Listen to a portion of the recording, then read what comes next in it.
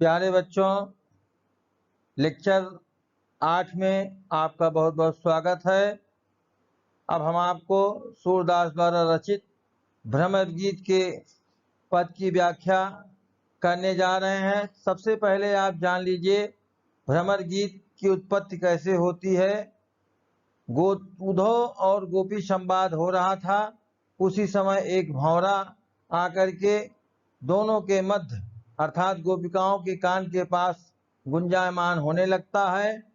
वहीं से गोपिकाओं ने उद्धव को प्रतीक बना करके, उस भंवरे को प्रतीक बना करके और उद्धव के ऊपर आरोपित भाव को जो व्यक्त करती हैं वह भ्रमर गीत के नाम से सूरदास जी ने लिखा है। अब मैं पद की व्याख्या आपके सामने प्रस्तुत कर रहा हूं, आप लोग अपना ध्यान दीजिए। ऊधो मोहि ब्रज बिसरत नाही, ऊधो मोहि ब्रज बिसरत नाही। भगवान श्री कृष्ण जब ब्रज को छोड़ करके मथुरा चले जाते हैं और कुछ समय व्यतीत हो जाने के पश्चात एक दिन अपने मित्र उद्धव से अपने हृदय की व्यथा का वर्णन करते हुए कह रहे हैं कि हे उद्धव, मोह ब्रज बिसरत नाही, मैं ब्रज को एक पल के लिए नहीं भुला पा रहा हूँ। हंस सुता की सुंदर कगरी, हंस सुता माने होता है जमुना जी का किनारा, जमुना जी का वह सुंदर किनारा, और कुंजन की छाही और कुंजों की जो शीतल छाया है, वह सुरभि, वह गायें, वह बच्छ दोहनी, वो बछड़े और दोहने का पात्र, खरिक दुहान जाही, और वह स्थान जहाँ पर गायों को इकट्ठा किया जाता था, वो सारे एक एक स्थान ब्रज के मुझे याद आ रहे हैं। इतना ही नहीं, हे उद्धव, ग्वाल बाल मिल करत कुलाहल, नाचत गह गए बाही। हम सारे ग्वाल बाल आपस में मिल करके बहुत सारा कोलाहल करते थे और नाचत गह गए बाही, और एक दूसरे की बाहों में बाहें डाल करके आपस में नृत्य किया करते थे। कितना आनंदमयी क्षण था वो। इस आनंदमयी क्षण मथुरा में सब कुछ होते हुए भी हमें एक एक पल याद आ रहा है।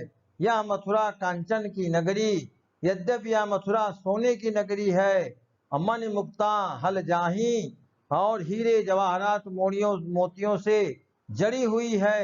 अर्थात कहने का अभिप्राय, यहाँ किसी बात की, किसी प्रकार की, किसी वस्तु की कोई कमी नहीं है।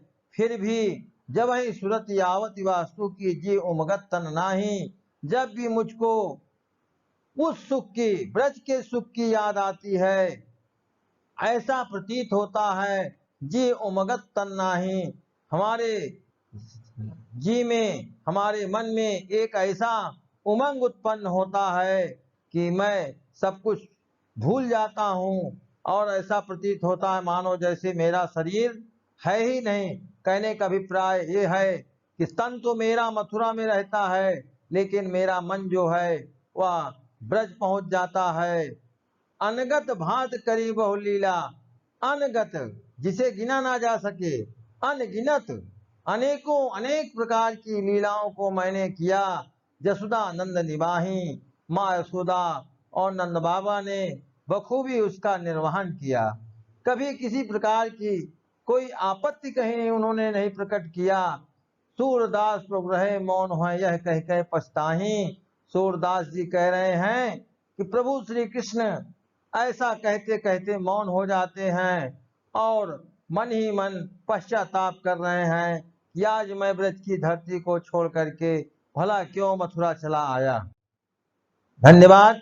अगले व्याख्यान में पुनः आपका स्वागत रहेगा। आप पंक्तियों को ध्यानपूर्वक पढ़िएगा।